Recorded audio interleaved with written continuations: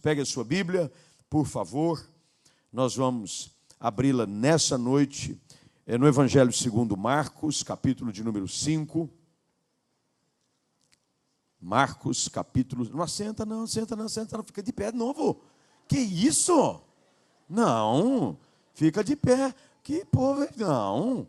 Eu estou aqui de pé, vocês ficam de pé aí, fica de pé. Só um minutinho, só para a gente ler depois, e aí você senta. E eu vou ficar de pé e depois você assenta, tá bom? Salve se você tiver alguma incapacidade física, aí você fica sentado, senão por reverência à palavra. A gente fica de pé, a gente abre a Bíblia. Eu sou ainda aqueles crentes à moda antiga, não é? Que quando vai ler a Bíblia, fica de pé, bota a mão no coração, bate sentido, porque é importante você preservar, acima de tudo, valores e princípios de reverência na casa do Senhor. Tá bom? Marcos capítulo 5, nós lemos a partir do verso 21. Marcos 5, 21 em diante. Diz assim: tendo Jesus voltado no barco para o outro lado, afluiu para ele grande multidão, e ele estava junto do mar. E eis que se chegou a ele um dos principais da sinagoga, chamado Jairo, e vendo, prostrou-se a seus pés e insistentemente lhe suplicou: minha filhinha está à morte. Vem, impõe as mãos sobre ela, para que ela seja salva e viverá. Jesus foi com ele. Verso 35. Falava ele ainda quando chegaram alguns da casa do chefe da sinagoga, a quem disseram: tua filha já morreu, porque ainda incomodas o mestre? Mas Jesus, sem acudir a tais palavras, disse ao chefe da sinagoga: não temas, crê somente. Contudo, não permitiu que alguém o acompanhasse, senão Pedro e os irmãos Tiago e João. Chegando à casa do chefe da sinagoga, viu Jesus o alvoroço, os que choravam e os que pranteavam. Ao entrar, lhes disse: por que estáis em alvoroço e chorais? A criança não está morta, mas dorme. E riam-se dele. Tendo ele, porém, mandado sair a todos, tomou a mãe da criança e os que vieram com ele, e entrou onde ela estava. Tomando-a pela mão, disse: Talitá, cumi, que quer dizer: menina, eu te mando, levanta-te. Imediatamente, a menina se levantou e pôs-se a andar, pois tinha 12 anos. Então ficaram todos sobremaneira admirados. Mas Jesus ordenou-lhes expressamente que ninguém o soubesse, e mandou que dessem de comer à menina. Graças a Deus pela sua palavra. Vamos juntos orar?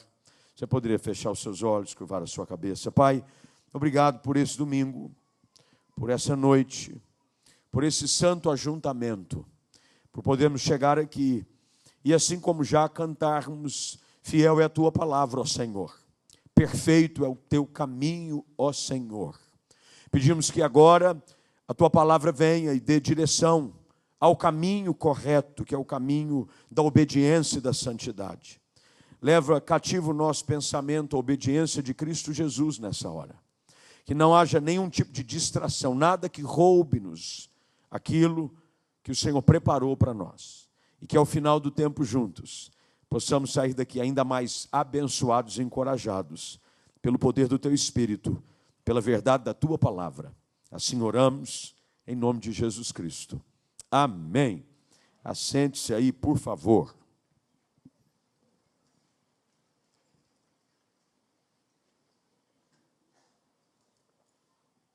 Hoje pela manhã eu falei um pouquinho sobre fundamentos de uma família cristã. O pastor já deixou isso claro. Esse ano é um ano com ênfase em relacionamentos. Eu fui informado que domingo passado foi falado sobre o nosso relacionamento com Deus. E hoje de manhã eu comecei a falar um pouquinho sobre o nosso relacionamento familiar. Como é que dentro da família precisa se assumir responsabilidades e compromissos, cada um no seu papel, exercendo a sua responsabilidade, fazendo aquilo que Deus o chamou a fazer em cada função, visando a bênção comum da família. A família é um lugar de bênção, é bom estar em casa. Eu viajo bastante mesmo. E quanto mais eu viajo, eu tenho descoberto que muito melhor do que sair de viagem é voltar para casa. Você pode ficar num lugar bom, pode ficar hospedado até num bom hotel, numa cama confortável, você pode estar comendo comidas diferentes, as pessoas têm, por questão de hospitalidade, carinho, muitos nos levam a lugares, a gente come comida boa, mas eu tenho que confessar a você, o momento mais precioso é quando você vai para a sua casa, é o seu quarto, é o seu banheiro, é a sua cozinha, você tem as suas coisas, estar na sua casa, estar no ambiente da família. O ambiente da família é um ambiente confortável, um ambiente onde você pode se mostrar vulnerável. Você não fica em casa como normalmente você fica em todo lugar, concorda? Normalmente você acorda, e se é o dia que você está em casa, é o seu dia de folga, ou você está de férias, normalmente o que você faz? Nada. Você levanta, se não tiver muito afim, nem o dente escova. Afinal de contas, família para sentir bafo, então aqui, bafo familiar não ofende. E você vai, e você passa o dia de pijama. Já viu aquele dia, ou aquele sábado, ou um domingo, que você diz, hoje eu não estou afim, é um dia um tanto chuvoso, preguiçoso. Você levanta, o mesmo pijama que te acompanhou na manhã, será contigo até a noite. Você fica, e aquele negócio, porque você está à vontade, você não fica preocupado com o cabelo. Eu, de vez em quando levanto, eu tenho um redemoinhozinho aqui atrás, quando eu levanto, ele levanta comigo, é um cabelo fiel. Todas as vezes que eu levanto de manhã, o cabelo levanta comigo. E aí fica aquele negócio assim, aquela maçaroca, parecendo uma calopsita de Jeová, aqui o cabelo para cá. E eu não fico olhando na frente do espelho, nossa, eu preciso baixar o cabelo. Eu vou ficar em casa, fico do jeito que está, com o pijama, esbaforido, com o cabelo arrepiado. Porque é família, é bom estar em família. Família é um lugar agradável, o lugar da bênção, é um lugar de aprendizado mútuo, é um lugar de correção, é um lugar de inspiração, é um lugar de ensino, mas também é um lugar de lutas. Família é um lugar de batalhas.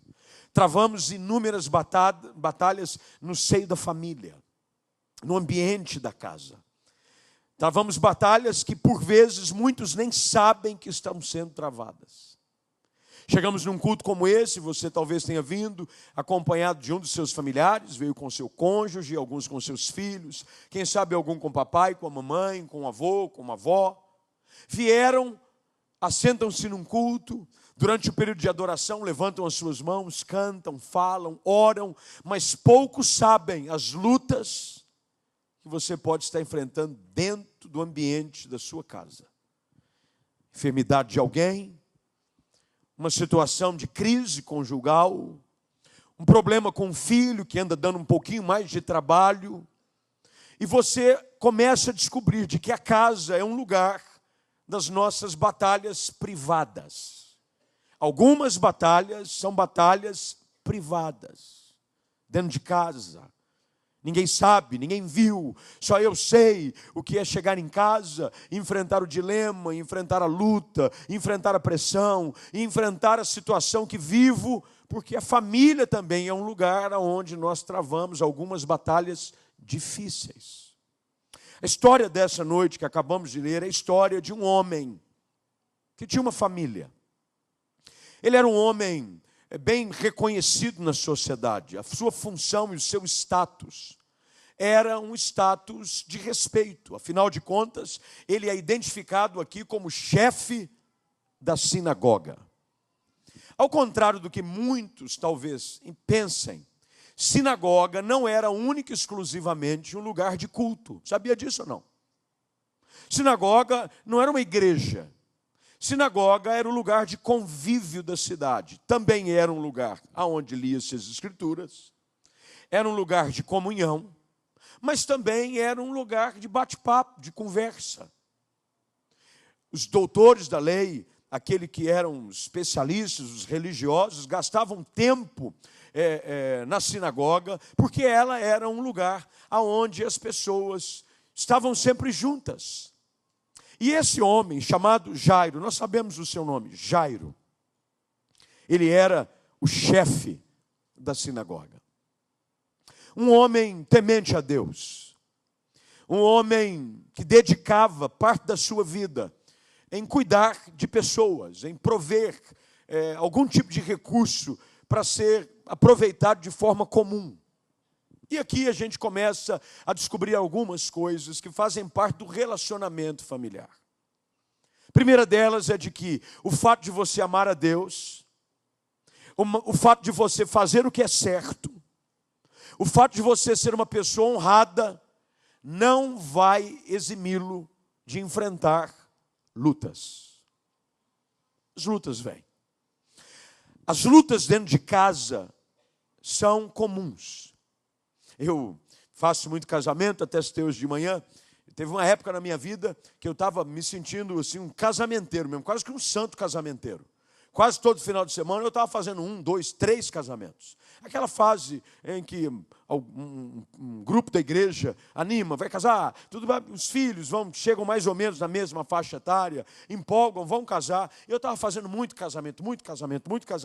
E eu via sempre, recebendo no altar da igreja, os noivos. E o casamento, quase todos têm a mesma liturgia. É quase tudo igual. O cerimonial é o mesmo. Entra os padrinhos, tal, aí perfila, vão um pouco para lá, vão um pouco para cá, padrinho da noiva, padrinho do noivo. Aí entra os pajens, as criancinhas. Aí lá vem a noiva, aquele negócio todo. Entra o noivo, nervoso, sem entender o que está acontecendo, desesperado. Fica lá na frente, normalmente é assim, tenso, mão no bolso, transpirando. Aí vem o pessoal do cerimonial, dá um lenço para ele, seca o homem, ele está desesperado. Todo mundo, e todo o pessoal está preocupado em receber quem? A noiva. Na hora que a noiva entra, todos colocam-se de pé, olham para o corredor, e a noiva começa a fazer caminho em direção ao altar. E eu vejo ali um noivo, todo, e o pai da noiva entrando com a noiva e dizendo: ô Jesus, o que eu estou fazendo, meu pai? Entregando o meu tesouro, entregando a minha princesa. Vem a noiva, vai o rapaz. É normalmente assim ou não é? Aí vem o noivo, vai meio de corredor, vai buscar a noiva. Aí cumprimenta o pai, assim meio. O pai não quer muita conversa nessa hora. Nunca vi nenhum pai cumprimentar o noivo assim, cheio com um sorriso no rosto, alegre. Normalmente, me lembro quando estávamos casando, eu e minha esposa, a mesma coisa. Meu sogro a trouxe até o meio assim do corredor, e eu fui abraçá-la, ele falou: não me abraça muito. Falei: entendi tudo, Deus abençoe, fica tranquilo. Peguei a filha dele e continuei. Quando chega no altar, aquele olhar apaixonado, aquele olhar assim, de coraçãozinho, emoji, sabe os emojis de coraçãozinho? Um para o outro, tal, aquele olhar um para o outro. E eu do lado de cá, olhando tudo aquilo. E pensando em silêncio, dizendo: Deus, eles não sabem o que fazem. Eles não sabem. Eles não sabem o que os aguarda. Eles não sabem o que os espera. Ele não sabe que ali é o princípio das dores. E que no mundo tereis aflições. E eu acho que Jesus falava do casamento. Porque a vida do casamento, a vida da família, vem os filhos. Os filhos vêm.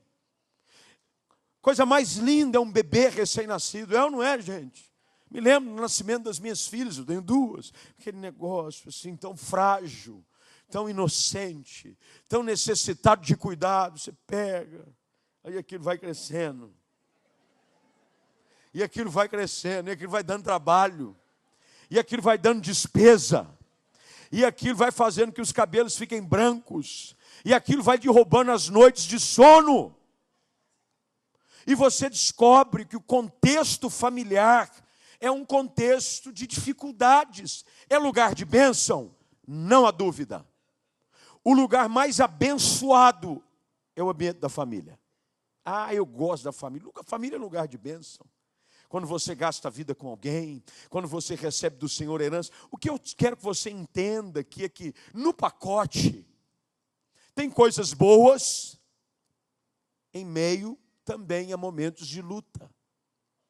Jairo está agora com um momento difícil na sua família. A Bíblia diz que ele tem uma filha, nós não sabemos quantas filhas ele tem. A Bíblia diz que ele, na conversa que ele tem com o Senhor, ele diz: minha filhinha está à morte. Quando você vai ao texto de Mateus capítulo 9, que é o texto paralelo, que se faz menção desse mesmo texto, fala novamente: a minha filhinha, filha, ela está doente. Quando você vai a Lucas, capítulo 8, eu só estou aqui te dando o pano de fundo para você entender aonde a coisa caminha. No versículo 40, diz que um homem chamado Jairo suplica-lhe que Jesus vá até a sua casa. Mas aqui, o texto diz que ele tinha apenas uma filha única. É por isso que é bom você ler os textos dos evangelhos sinópticos, não é? Que são os textos paralelos, um com o outro, que uma história ajuda a outra. Então o que a gente aprende? Jairo, um homem crente, um homem que servia a Deus, um homem que era amigo da sociedade, que fazia bem para os outros, teve um problema em casa, e o problema não foi um problema pequeno. O problema foi que a sua única filha, 12 anos, estava enferma. Enfermidade na vida dos filhos mexe com o coração dos pais. É mais fácil a gente enfrentar a nossa própria luta na enfermidade do que ver a enfermidade dos filhos. Parece que dói mais na gente do que neles. O que dirá num caso como esse, de uma menina que era filha, 12 anos. Meu irmão, 12 anos é quando a vida de uma menina começa a florescer. Ela entra na fase da adolescência, da puberdade, e ela deixa então aquelas características de menina, de criança, e começa a desenvolver o ar de menininha, de mocinha. 12 anos. As minhas, uma tem 16, a outra 14. É recente essa minha experiência, eu me lembro, quando aí, antes disso não tinha muita preocupação com a questão de cabelo, com maquiagem, com jeitinho. Mas de repente vira, e a menina de 12 anos começa a florescer. Aquela que se torna a flor. No caso de Jairo, a única flor do jardim dele. E ela adoece. Com a doença dela, algumas coisas acontecem. E eu quero hoje pegar essa história e ajudar você, nessa noite, a aprender algumas coisas nesse texto, que vão ajudar você a ter um relacionamento familiar, posturas de relacionamento dentro de casa, que vão ajudá-lo a reagir de forma correta diante dos momentos de dificuldade que, porventura, você esteja passando ou venha a enfrentar.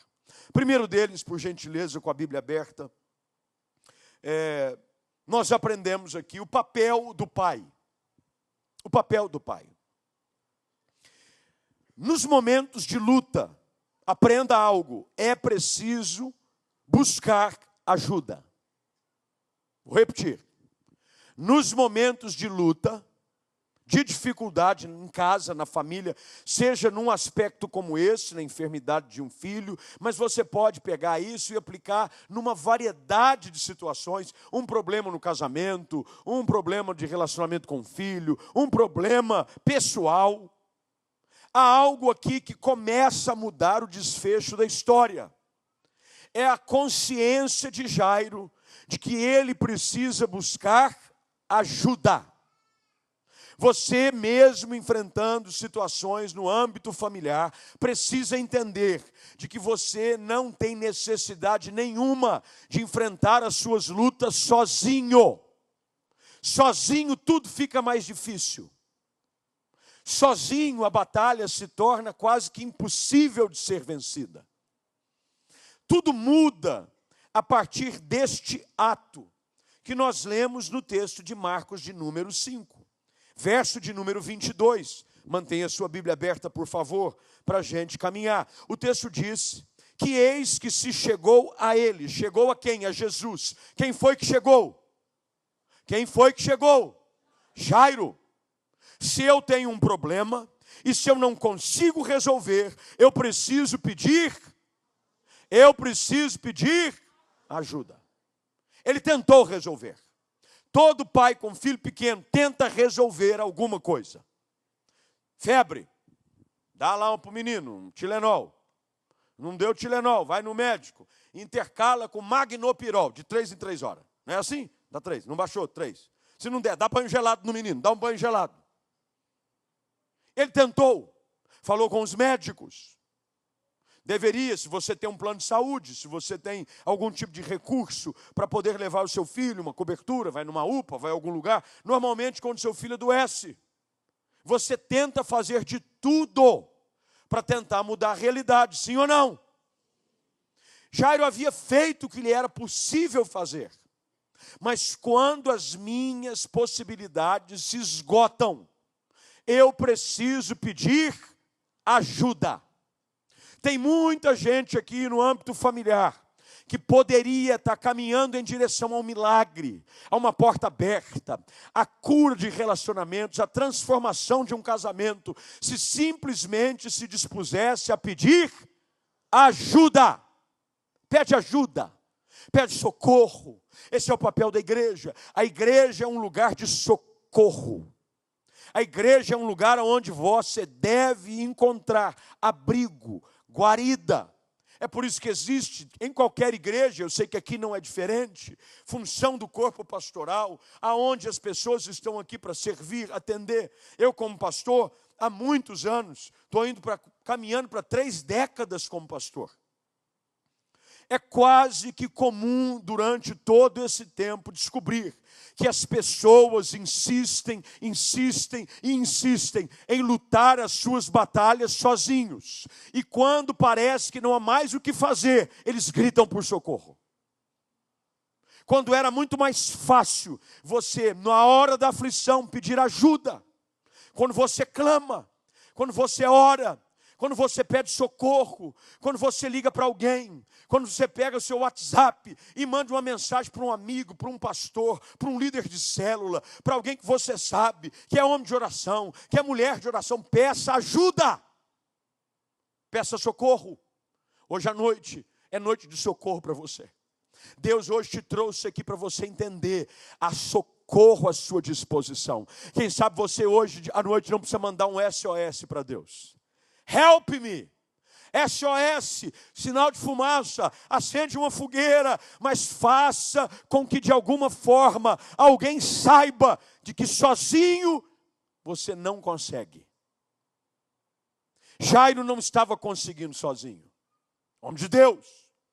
Todos nós temos as nossas limitações. E todos nós, por mais capacitados e espirituais que sejamos, em algum momento vamos precisar de ajuda de alguém. Porque não existe autossuficiência no reino de Deus.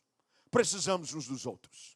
Precisamos uns dos outros. Tinha um cântico que se cantava antigamente. Eu preciso de você. Lembra essa música ou não? Você precisa de mim. Nós precisamos de Cristo. Quem conhece?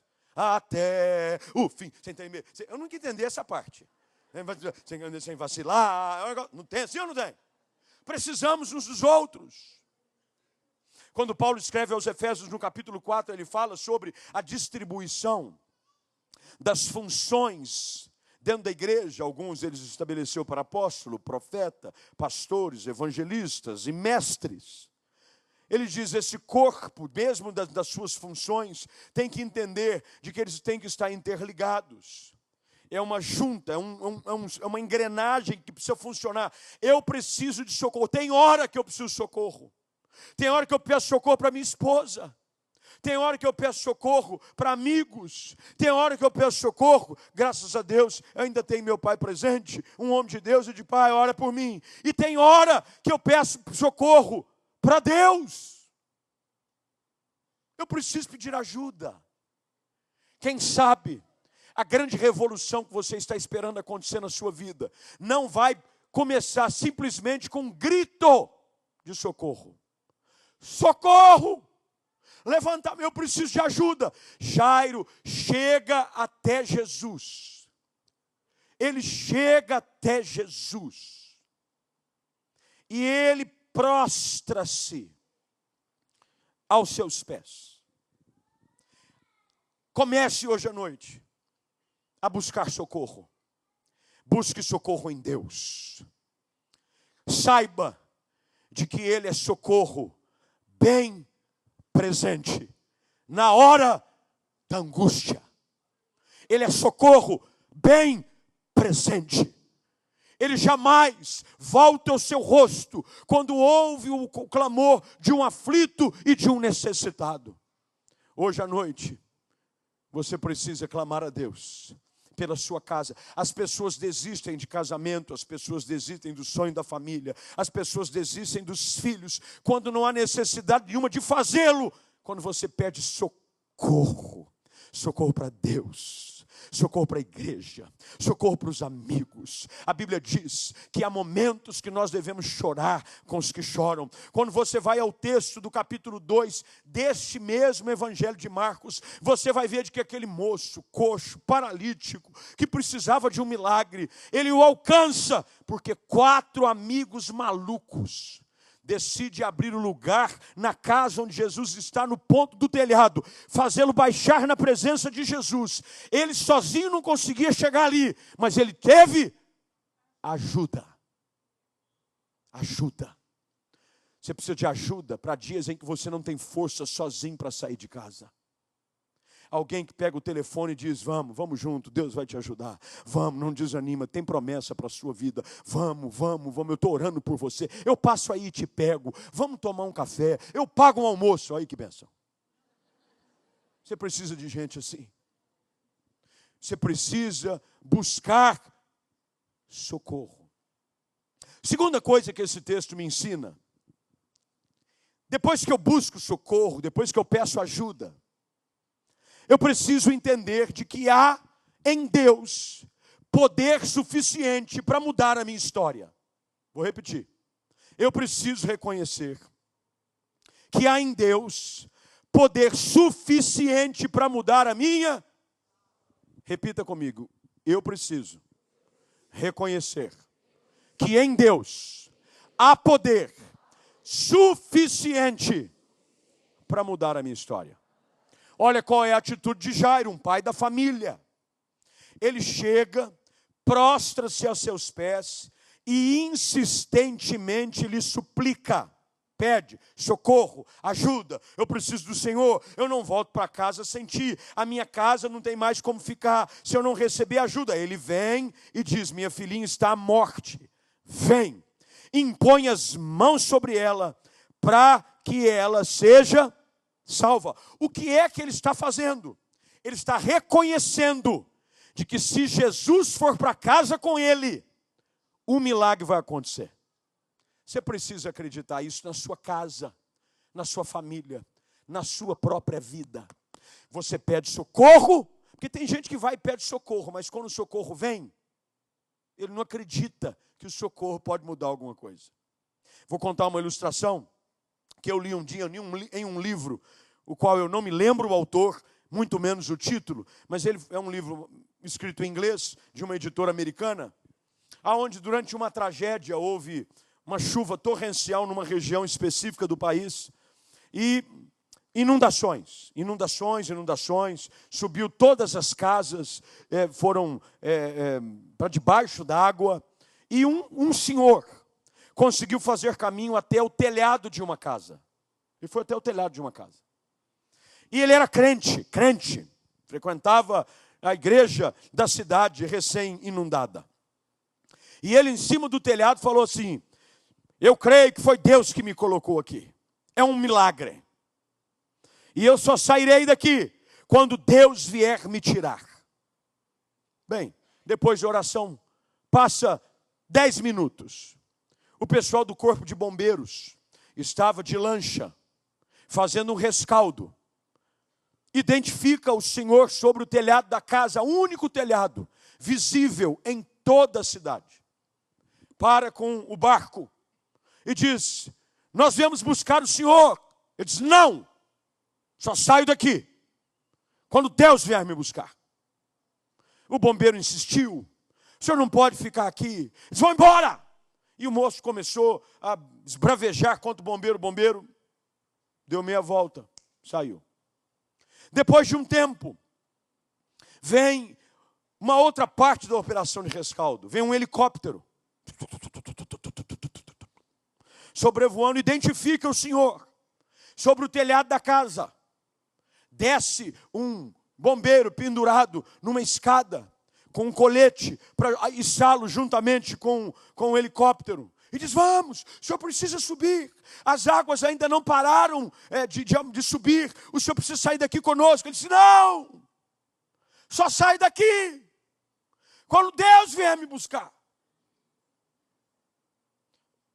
O bombeiro tentou até de uma certa forma forçada agarrar o homem. Ele se desvencilhou, correu para o outro canto do telhado e disse: não, eu creio em Deus, Ele vai vir me buscar. O helicóptero subiu. Passaram-se 1, 2 horas. As águas subiram ainda mais. Veio a enxurrada, levou o homem. Morreu. Chega no céu, revoltado. Quero falar com o chefe aqui. Chega lá. Apresenta-se diante de Jesus. Jesus, que conversa é essa? Eu sempre fui um homem de crente. E eu declarei para todo mundo lá embaixo que nessa situação de dificuldade, o Senhor iria me buscar. E nada. Ele falou: eu fui. Eu fui primeiro com o bote. Você não quis entrar. Depois eu fui até de helicóptero. Você não quis subir. Ou seja, não adianta eu apenas crer. Eu tenho que acreditar piamente de que Deus vai fazer, e eu tenho que me sujeitar àquilo que Deus faz. O que Jairo faz? Ele faz uma declaração de fé, de que Deus tem o poder de ajudá-lo. Ele prostrar-se diante de alguém para um judeu era algo inadmissível, porque lembre-se qual era o princípio dos 10 mandamentos: somente ao Senhor teu Deus adorarás, e a Ele prestarás culto. Quando ele se prostra diante de Jesus, ele está dizendo: eu reconheço que tu podes mudar a minha história. Creia que Deus pode mudar a realidade da sua casa. Creia que Deus pode transformar a realidade da sua família. Eu preciso buscar ajuda. Eu preciso declarar e crer que Deus pode mudar a realidade da minha vida. Terceira coisa que o texto diz que ele faz, e eu preciso que você acompanhe comigo, por favor. Ainda é no verso de número 23. Ele diz: eu vou fazer uma declaração, impõe as mãos sobre ela, para que ela seja salva e viverá. O que eu aprendo aqui? Eu aprendo de que nas minhas situações de adversidade, de dificuldade, de luta, eu preciso usar a minha boca como instrumento de declaração de fé sobre a minha realidade. Tem gente que ao invés de abençoar a família, amaldiçoa. Isso aqui não vai para frente, pastor. Isso é uma jararaca. Isso aí, pastor, meu Deus do céu, quer levar para o senhor? Vai. Eu não quero, não. Ao invés de dizer palavras de bênção, esse menino é um burro. Esse menino não vai dar nada na vida. Começam a usar a sua boca para declarar vergonha, tristeza, derrota, dor sobre a sua casa. Olha o que eu aprendo com esse chefe de família. A sua casa é abençoada pela atitude que ele toma diante de Deus. Deixa eu dizer algo para você que está aqui, todo mundo aqui é parte de uma família. As suas atitudes, alinhadas com a palavra, se tornam como um portal para fazer com que o favor de Deus alcance toda a sua casa. Jairo declarava: se o Senhor vier, impuser as mãos sobre ela, ela vai viver, ela vai ser salva. Diante das lutas, Jairo decidiu declarar vida. O que é que você anda declarando em meio às suas lutas? Morte, fracasso, divórcio, crise. Ou você é boca de Deus sobre a sua casa? Ou você, diante das lutas, diz: eu creio que Deus vai estender a sua boa mão sobre a minha família. Eu vou ver a bondade do Senhor. Faça como Jó fez. Jó capítulo 19, quando ele estava com o seu corpo coberto de feridas, todos seus filhos mortos, os seus bens tomados, o seu hálito lhe era insuportável, até mesmo a sua própria esposa. Meu irmão, a esposa tem que cheirar hálito, não o de Jó. Sabe o que ele diz? Eu sei que o meu Redentor vive, e que por fim ele vai se levantar, e com os meus próprios olhos eu o verei. Eu preciso começar a declarar de que a bênção e o favor de Deus vão me alcançar. Para de ser profeta de caos sobre a sua própria vida. Para de ir para frente do espelho e dizer a respeito de si próprio: eu não sou nada, eu não tenho futuro, meu casamento não vai para frente, os meus filhos nunca vão dar nada na vida. Cale-se! Abra a boca para dizer: eu creio que a mão de Deus sobre a minha casa vai fazer um milagre. Olha o que diz: as mãos de Deus. Se o Senhor impuser as mãos, a mão de Deus sobre a vida de alguém, muda realidades. Você precisa crer nisso hoje à noite, por favor. Você precisa declarar que a mão de Deus sobre a sua família. Deus vai pôr a mão sobre o meu casamento. E Deus pondo a mão sobre o meu casamento, ele vai florescer. Essa crise vai passar. Essas dores vão desaparecer. Esse conflito dentro de casa vai ser dissipado. Seja alguém que declara uma palavra de vida, de fé e de esperança para a sua família. Seja um profeta de Deus na sua casa. Diga amém para isso. Diga amém para isso.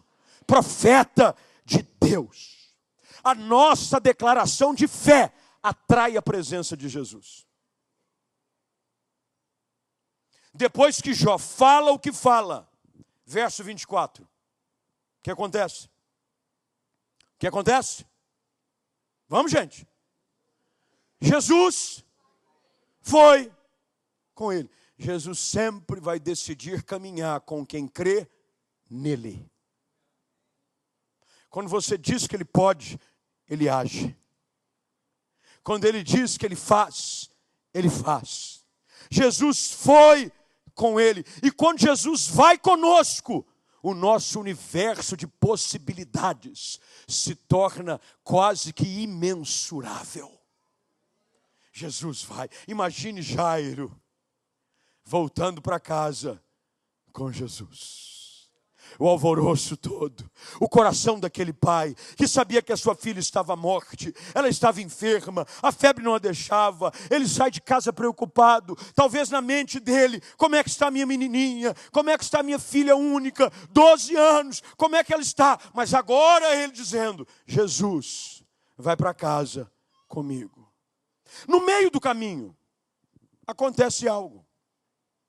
Jesus está indo com Jairo para a sua casa, quando uma mulher que sofria com um fluxo de sangue rompe a multidão, toca na orla das suas vestes e instantaneamente se vê curada do seu mal. Quem é que está assistindo de camarote todo esse cenário?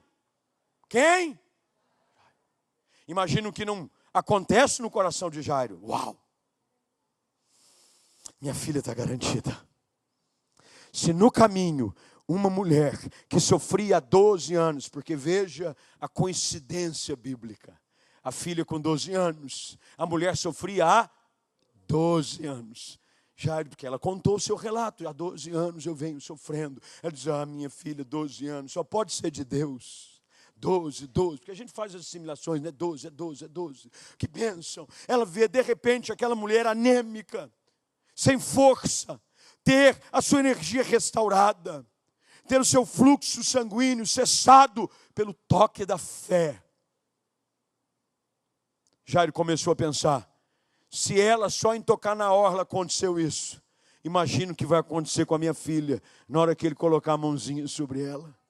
E ele enche o coração de esperança, porque Jesus está indo para casa. Mas o que a gente não sabe, é de que no meio da nossa jornada de fé, haverão algumas situações que vão tentar nos fazer convencer de que não tem mais esperança para nós.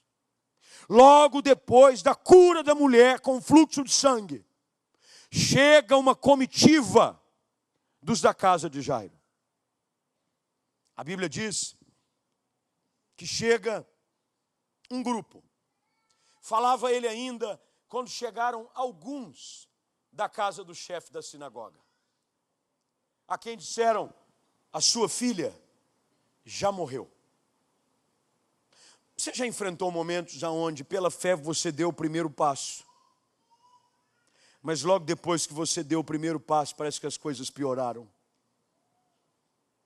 Você já ousou crer que Deus faria, mas em ousar crer que Deus faria, a notícia parece que foi que a coisa piorou. Jairo sai feliz, indo para casa dizendo, o mestre vai comigo, minha filha será salva. Quando no caminho em direção à casa, vem uma notícia contrária. E eu aprendo aqui uma quarta lição, anota aí por gentileza. A primeira qual é? Qual a primeira? Qual a primeira? Busque ajuda. Qual a segunda? Segunda, reconheça que não importa o seu estado, Deus tem poder para transformá-lo. Terceira, vocês não estão prestando atenção, eu vou começar tudo de novo. Terceira, faça uma declaração de fé. Terceiro, quarto, anota, gente. A pior coisa que tem é você confiar na sua memória. Anota. Tudo que eu ouço, mensagem, eu anoto o rodapé da Bíblia, anoto no telefone. Isso vai te ajudar. Primeiro porque o seu poder de assimilação é muito maior enquanto você escreve. Quando você escreve algo, mesmo estando ouvindo, o seu poder de absorção é muito maior. Quarto lugar, mesmo diante de um cenário desfavorável, continue crendo. Mesmo diante de um cenário desfavorável, continue. A oposição vai chegar. O inimigo da nossa alma, ele não descansa. Enquanto ele vê cada um de nós caminhando pela fé em direção ao milagre, ao favor, à restauração de uma casa, à cura de um casamento, não pense você que ele vai assistir tudo isso de braços cruzados. Ele vai enviar os seus emissários, aqueles que vão dizer para você, não incomode mais o mestre, a menina está morta. Porque o relato que vem da casa de Jairo é exatamente esse, a tua filha já morreu, por que ainda incomodas o mestre? A tua situação não tem mais saída, você ainda continua crendo? Já foi. Se eu fosse você, eu partia dessa para outra. Para que perder tempo? Sabe quem é especialista em discursos assim? São céticos. É gente que não crê num Deus que tem o poder para nos surpreender, mesmo quando parece não ter mais nada a ser feito. Neste relacionamento de um homem, de sacerdote, que cumpre o seu papel, zelando pelo bem-estar da sua família, Jairo me ensina de que mesmo que as notícias sejam contrárias, eu preciso continuar crendo. Foi isso que Jesus disse para ele. Aqui não é nada que eu estou querendo convencê-los a fazer, são palavras do próprio Jesus Cristo. Olha o que ele diz, verso de número 36. Mas Jesus, sem acudir a tais palavras, tem coisas que na sua jornada em direção ao milagre, você vai ter que aprender a ignorar.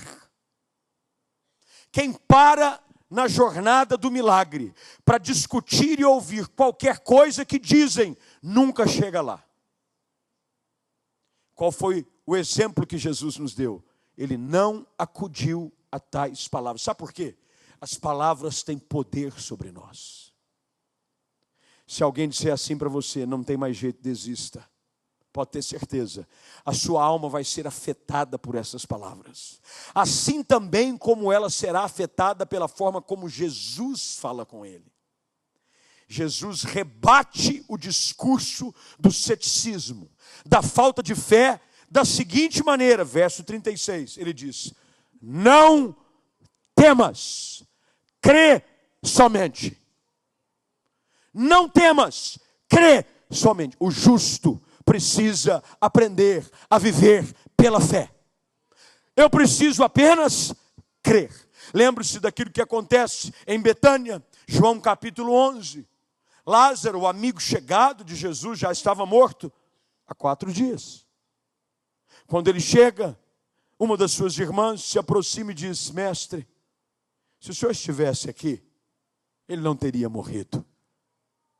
Ele diz: deixa eu te explicar uma coisa. Eu sou a ressurreição e a vida. Aquele que crê em mim, ainda que morra, viverá. E o que ele pergunta em seguida para ela? Você crê? Ela diz: eu creio. E o que ele diz? Se crerdes, verás a glória de Deus. Se crerdes, verás a glória de Deus. Jesus está dizendo para Jairo: não tema o discurso contrário. Continue crendo naquilo que te levou à minha presença em primeiro lugar. Naquilo que fez você caminhar. Continue crendo naquilo que você viu eu acabar de fazer na vida daquela mulher que sofria há 12 anos com fluxos. Continue crendo. Tire os olhos das impossibilidades. Continue crendo na palavra, na promessa, num Deus que não falha, num Deus que nunca nos abandona, num Deus que não desiste da gente. Jesus diz: crê somente. Sabe o que você precisa começar a fazer hoje à noite? Crer. Você precisa crer. Crer somente. O que eu preciso fazer, pastor? Creia. Creia. Creia. Creia. Creia. Creia. Eu fiquei sabendo que domingo que vem que o pastor Azaf vai estar aqui. Azaf Borba. Um dos cânticos que eu mais gosto dele eu creio que tudo é possível. E que nada é tão impossível para ti. Basta uma palavra tua e os montes se removerão. Eu creio que um Deus que nós buscamos e servimos nos afirma na sua palavra que não há nada que seja demasiadamente difícil para Ele. O que para nós é susto, para Ele é fichinha. É uma palavra, é uma ordem, é a autoridade de Jesus Cristo que deve prevalecer sobre os nossos momentos de inquietude. Nos nossos momentos de luta, Jesus diz para Jairo, e o Espírito Santo diz para nós: não dá bola para o que estão dizendo, continue crendo. A fé é o único remédio contra o medo e o sofrimento. Continue crendo, continue crendo, continue crendo de que aquele que começou a boa obra vai completá-la. Se Jesus decidiu ir para casa com você, não foi porque ele foi apenas para tomar café. Ele foi lá para mudar a realidade da sua vida. Quinto lugar, para a gente caminhar para o fim. Quando Jesus chega na casa, verso 38, ele vê um alvoroço. Alvoroço. Gente chorando, lamentando, gritaria, pranteava. Jesus entra no lugar e faz uma pergunta: por que estáis em alvoroço e chorais? A menina não está morta, ela dorme. Aprenda algo. Eu preciso enxergar as coisas sobre os olhos de Deus, não pelos meus. Os meus olhos podem querer me fazer enxergar algo contrário àquilo que Deus está enxergando. Todos viam um cenário de dor, de morte, de sofrimento, cenário fúnebre. Jesus disse: ela só dorme. E ele faz algo que eu e você precisamos aprender a fazer, que é a quinta coisa que eu quero compartilhar contigo. Para você ver um milagre acontecer na sua vida, na sua família, na sua casa, você precisa aprender a estar cercado de pessoas que acreditam no seu milagre. Quando Jesus entra, alguns começaram a rir. Cuidado daqueles que riem daquilo que Deus diz que faria na sua vida. Você precisa ter perto de você gente que acredita, celebra, crê que aquilo que Deus disse que faria vai acontecer. Quando Jesus vem e diz que ela só estava dormindo, não estava morta, a reação foi qual? Riam-se dele. Riam, começavam a rir. Sabe o que ele fez? Colocou todo mundo para fora. Quem que ele deixou entrar? O pai, a mãe e os 3 discípulos que vieram com ele, Pedro e João. O que eu aprendo aqui? Você precisa estar cercado de pessoas que alimentam a sua fé. Você precisa estar cercado de gente, de que quando todo mundo está rindo, de quando todo mundo está preparado para fazer o funeral dos seus sonhos, da sua família, você tem que ter perto de você gente que diz assim: vamos fechar essa porta aqui. Deus vai fazer um milagre dentro dessa casa. Nós não vamos desistir não. Aqui nós cremos que Deus vai trabalhar. Você precisa ter perto de você gente que te encoraja, gente que te ajuda a olhar para frente, gente que te ajuda a não desistir, a não jogar nada para o alto. Jesus só deixa ficar dentro quem crer, porque a falta de fé impossibilita o milagre de Deus. Você lembra do que acontece em algumas cidades específicas por onde Jesus passava? Principalmente em Nazaré. Ele não pôde fazer ali muitos milagres, porque a maneira como as pessoas o enxergavam era qual? Apenas como um filho do carpinteiro. Quando você não dá espaço para a sua fé, o agir de Deus fica limitado. Por isso que quando Jesus curava qualquer pessoa, ele dizia o quê? Seja feito conforme a sua fé. Seja feito conforme a sua fé. Você precisa criar um ambiente de fé dentro da sua casa. Você precisa criar um ambiente de fé. Às vezes, eu não sei, eu não conheço a sua história, não conheço a sua família, não sei com quem você convive, mas você sabe que há algo que é importante você hoje fazer, é dar uma peneirada em relacionamentos que você tem tido ultimamente. Tem gente que ao invés de ser alguém que facilita o favor e o milagre de Deus para a sua vida, ele atrapalha a presença dele, de que não te empurra, não acredita em você, não acredita em Deus, não acredita que Deus pode. Jesus, todo mundo que riu, fora! Quem ri de Deus não pode participar do milagre. Riu, está fora. Pôs todo mundo para fora. A Bíblia diz que ele tomando aquela menina pela mão, ela não sabíamos como ela estava, o texto não diz. Se ela estava deitada na sua cama. Normalmente dormia-se, e essa era a prática mais comum, no chão. Colocava-se um espaço onde as pessoas dormiam. Talvez a menina ali estava. Jesus vem e põe as mãos sobre ela. E eu aprendo algo aqui. Quando eu decido crer, quando eu peço ajuda, quando eu deixo de dar atenção às conversas que tentam chegar ao meu coração, na jornada em direção ao meu milagre, quando eu me cerco das pessoas corretas, Jesus põe a mão sobre a minha vida. Jesus põe a mão sobre a minha causa. Jesus põe a mão sobre a minha filha, no caso de Jairo. E olha o que o texto diz, verso de número 41, por favor. Ele diz, Talitá, cumi. Talitá, cumi. Que quer dizer, menina, eu te peço. É isso que está escrito na sua Bíblia? Menina, eu, por obséquio. Menina, dá uma força. O que é que ele diz? Diga alto, diga alto.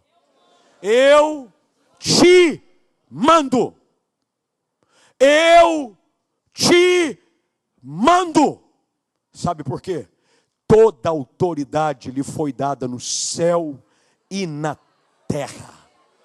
Quando Jesus fala, não há morte, não há adversidade, não há crise, não há conflito, não há dor, não há nada que não se submeta à autoridade da sua voz. Jesus não entra ali como um curandeiro, Jesus entra ali como o grande chefe, Senhor da vida, Criador dos céus e da terra. Ele entra naquele quarto e diz, eu tenho todo o poder e autoridade. Nós acabamos de viver o Natal, lembre-se do que Isaías 9 diz, o governo está sobre os seus ombros. Diz, ele é o chefe, ele é o rei dos reis. Diante dele, diante da sua palavra, o universo foi formado. Céus e terra vieram a existir. Quando Jesus entra, ele diz, eu te mando, levanta-te. E adivinha o que acontece? Adivinha o que acontece? Verso de número 42. Eu quero que você leia a Bíblia para entender o que acontece quando Deus fala. Verso 42. Qual é a palavra que começa o versículo? Fala mais alto. Fala mais uma vez. O que Deus pode fazer na sua vida é de efeito imediato. Tem um remédio. Tem um remédio. Durante muito tempo, um analgésico, um remédio para tirar dor de cabeça, tomou conta das conversas do Brasil, porque eles vieram com uma propaganda conhecida que eu vou falar aqui, todo mundo sabe qual é. Tomou Doril? Tomou Doril? Qual que era o discurso deles? Você vai tomar o Doril, e logo depois que você tomar a dor, meu irmão, Jesus é melhor que o Doril.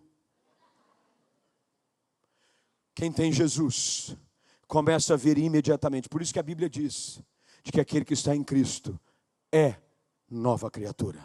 As coisas velhas já passaram, tudo se faz novo. Na presença de Jesus, quando Jesus vai para casa, quando Jesus libera uma palavra de vida, quando Jesus libera uma palavra de perdão, quando Jesus libera uma palavra de restauração, quando Jesus libera uma palavra de cura, acontece imediatamente. Olha o que o texto diz, imediatamente a menina se... Porque diante do autor da vida, a vida reage. Diante do autor da vida, a vida reage. Quando ele fala vida, a vida vem. Gênesis capítulo 1. No princípio, criou Deus os céus e a terra. A terra era sem forma e vazia. E o Espírito de Deus pairava sobre a face das águas. Correto? E disse Deus. E disse Deus. Haja e ouve. Pronto. Simples. O que você precisa sobre a sua família, sobre a sua vida nessa noite? Você precisa de uma palavra de ordem da parte de Deus. Você precisa crer de que esse Deus que você hoje busca, que você ouve a sua palavra, que você hoje está atento ao agir do seu Espírito, você precisa crer hoje à noite, de que Ele, diante da sua palavra de ordem, vai trazer imediatamente uma realidade nova para a sua vida. A menina imediatamente se levanta e põe-se a andar. Eu gosto, aonde havia falta de atividade, paralisia, estagnação, morte, começa a haver movimento. Aonde Deus fala, as coisas que estão paradas começam a andar novamente. Eu creio que Deus vai falar sobre o seu casamento, sobre a sua vida, sobre a sua família. Coisa que está parada vai começar a andar de novo. Nesse ano de 2020, se você crer, se você declarar, se você aprender com a história desse homem chamado Jairo, e você colocar da mesma forma as coisas que ele colocou praticantes na sua vida, você vai ver um movimento novo acontecer nesse ano de 2020. Ela pôs-se a andar, e ficaram sobremaneira admirados. Se prepara. O que Deus vai fazer na sua família, no seu casamento, na sua vida, vai ser motivo de admiração para todo mundo.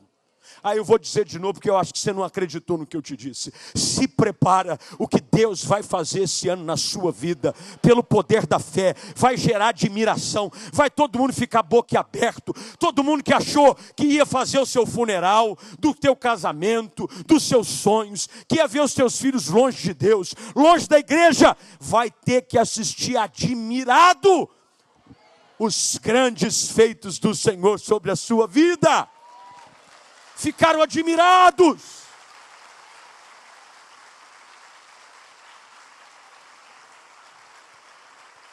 Preste atenção na cena.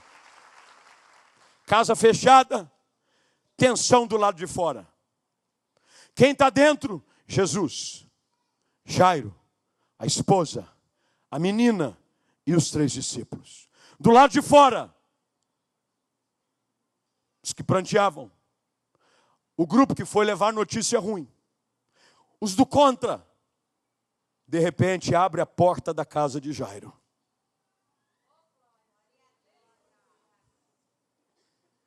E todo mundo achando que ia ver cara de desespero em Jairo. Que ia ver a cara prostrada da mãe da menina. Sai pelas portas. Um pai com um sorriso no rosto. Uma mãe celebrando. E entre eles, uma menina de 12 anos. Que devia estar comendo Nutella. Porque a Bíblia diz que Jesus manda dar a eles, eles próprios, de comer. A menina com Danone. Adolescente já come. Você imagina depois que morre e ressuscita. O estômago vazio. Já imaginou? A menina saindo. Sabe o que Deus está querendo dizer para você? Quem achou que ia assistir um cenário de tristeza, vai ficar admirado com o lindo quadro que Deus vai pintar na sua história. Vai ver você andando dentro de casa, na sua família. Vai ver o milagre de Deus, vai ver o favor do Senhor, vai ver o cuidado dEle. Todo mundo ficou admirado. Mas como? Eu vi a menina, ela estava morta. O que eles não sabiam é de que para Deus, não importa como seja o estado atual, o que importa é o que você crê que Ele pode fazer a partir de agora. Eu quero orar com você, fique de pé, curva a sua cabeça, feche seus olhos.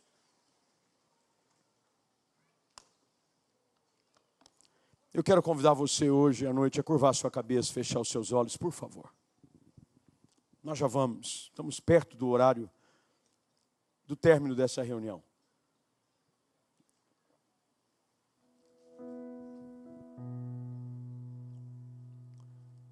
Mas eu queria te dar a oportunidade, antes de nós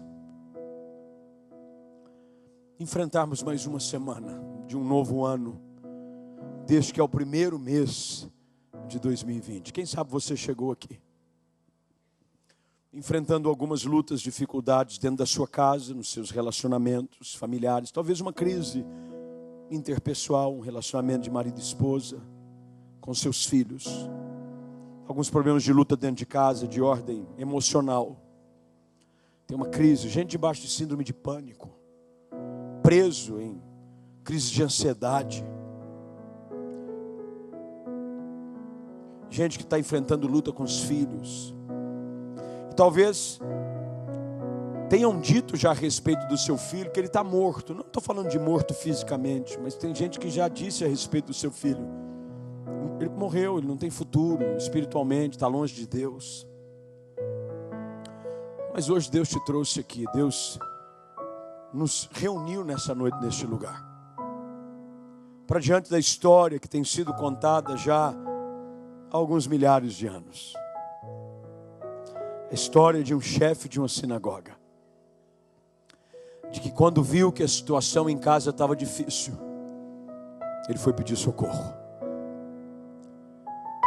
Talvez hoje a primeira coisa que você precise fazer é pedir socorro. Hoje é a oportunidade de você pedir socorro para Deus, pedir ajuda. Socorre-me, Senhor, acuda-me, estenda a tua mão.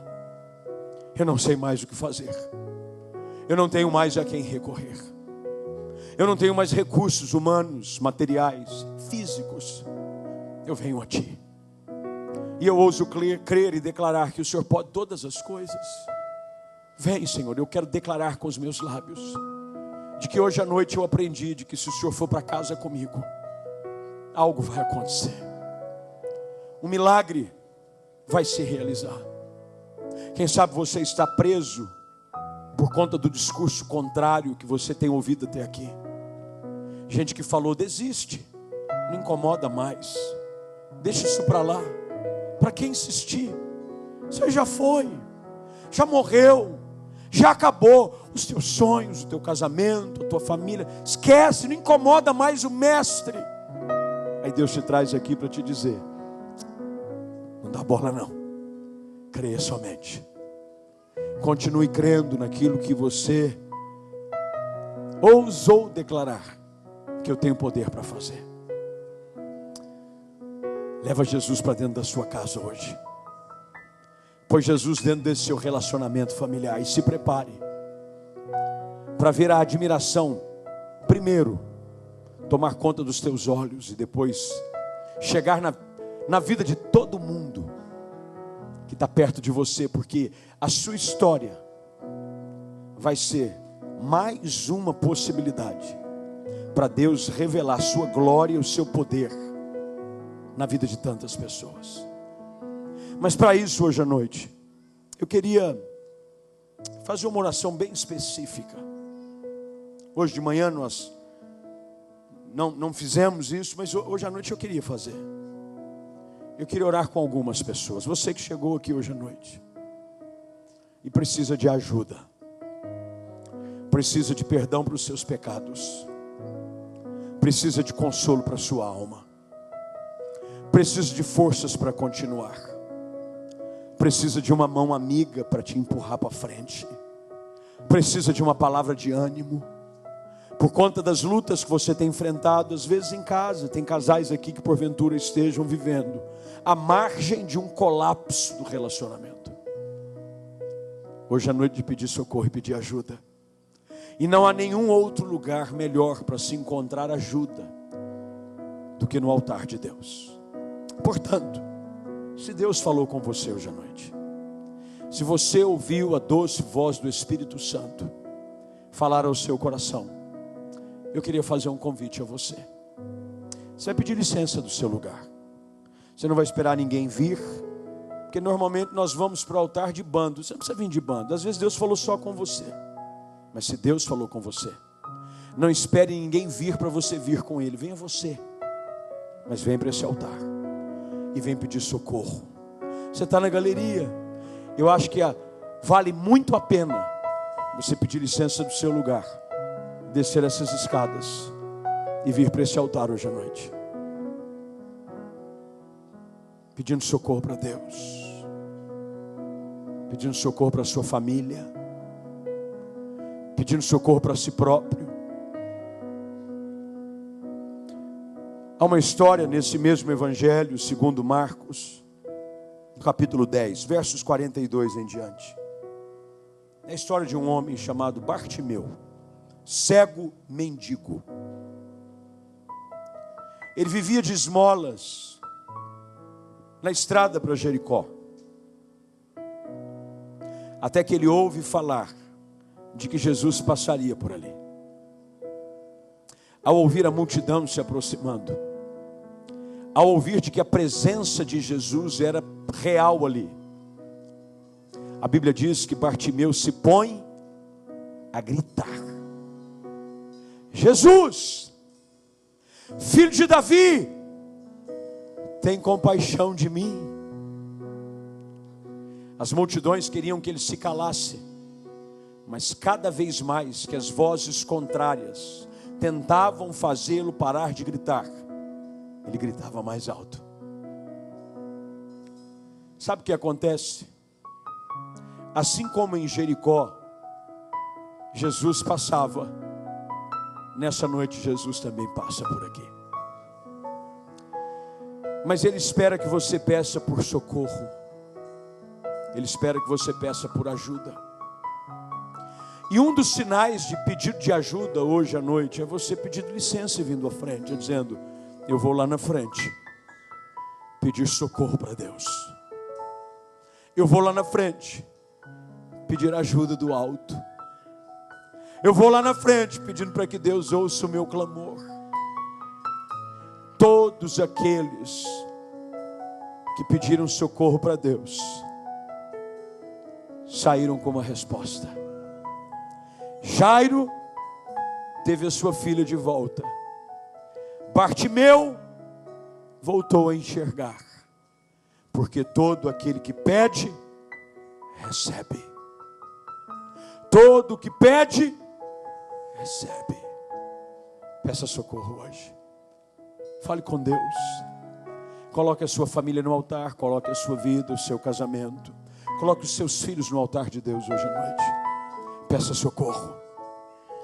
Eu creio que você vai ficar admirado com o socorro da parte de Deus sobre a sua vida nessa noite. Pai eterno, nós te damos graças pela eficácia da tua palavra, pela ação do teu Espírito Santo. Obrigado porque o Senhor não muda. O Senhor permanece sendo o mesmo Deus. Um Deus fiel, um Deus presente, um Deus que está pronto a nos socorrer, um Deus que estende a mão ao aflito e ao necessitado. Nessa noite, Senhor, ouça o clamor dos teus filhos. Assim como Jairo se prostrou aos pés de Jesus, nós nos prostramos aos teus pés nessa noite. E nós lhe suplicamos, como Jairo o fez: impõe as mãos sobre a minha casa, Senhor. Impõe as mãos sobre a minha família. Impõe as mãos sobre a minha vida, para que eu viva. Eu creio que se o Senhor fizer assim, tudo ficará bem. Ó Senhor, nós fazemos a mesma coisa nessa noite. Clamamos a Ti. Põe a Tua mão. Vá para casa conosco hoje, Senhor. Vá para casa e nos ajude. Nós queremos levá-lo para aquele quarto aonde saímos deixando algo enfermo, algo à beira da morte, uma situação, um relacionamento, um sentimento, um problema. Nós queremos levar o Senhor para lá, porque só o Senhor tem o poder de mudar a nossa história. E ao entrar, Senhor, usa da Tua palavra de autoridade sobre a nossa vida. Senhor, fala com autoridade sobre os nossos problemas. Sobre a morte, ordena vida nessa noite, Jesus Cristo. Sobre a enfermidade nessa noite, libera a Tua palavra de ordem para cura. Sobre o caos, traz bonança e serenidade. Sobre as crises, libera a Tua paz. Sobre os relacionamentos que estão à beira de um colapso, que o Senhor ordene restauração, para que, Senhor, diante da Tua palavra, nós possamos ver imediatamente o milagre que tanto esperamos acontecer. Pai, nós cremos que ficaremos admirados. Eu quero declarar essa palavra, Senhor, pela fé, sobre a vida de cada um destes aqui, tantos outros que nos acompanham, pelas transmissões online. Eu creio que a admiração será algo presente, ela tomará conta das nossas vidas. Nós veremos com os nossos olhos o teu favor, o teu milagre, a tua provisão, o teu cuidado, a restauração, a cura, a vida. Porque hoje nós escolhemos declarar, acreditar de que tu és um Deus que pode todas as coisas. Nós assim oramos, crendo em ti, declarando a tua verdade, pela fé, em nome de Jesus.